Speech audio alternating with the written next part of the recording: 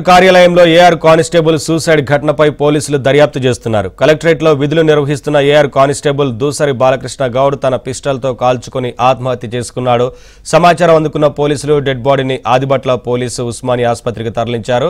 మృతుడి స్వగ్రామం రంగారెడ్డి జిల్లా మంచాల గ్రామం. దీంతో అతని కుటుంబం విషాదం నెలకొంది.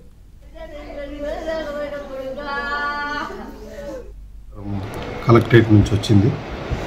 దీంట్లో దూసరి బాలకృష్ణ అని ఏఆర్ కానిస్టేబుల్ రాచకొండ కమిషనరేట్ సంబంధించిన 8596 నెంబర్ కానిస్టేబుల్ ఏఆర్ కానిస్టేబుల్ మన రంగారెడ్డి కలెక్టరేట్లో గార్డ్ విధులు నిర్వహిస్తున్నాడు. అతను బాత్రూమ్కి వెళ్ళి అక్కడ సూసైడ్ పాల్పడినట్లు సమాచారం వచ్చింది.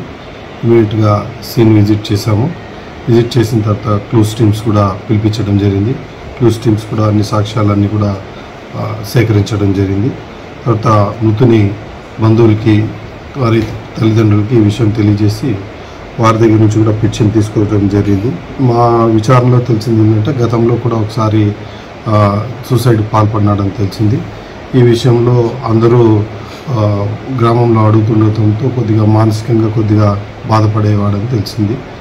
ఈ కారణాలతో ఈరోజు 3 గంటల ప్రాంతంలో 3 గంటలకు తను డ్యూటీకి ఎక్కడం జరిగింది. గార్డ్ డ్యూటీ అయిన తర్వాత బాత్రూంలోకి వెళ్ళి తన SLRతో కింద నుంచి పెట్టుకొని ఫైర్ చేసుకోవడం జరిగింది.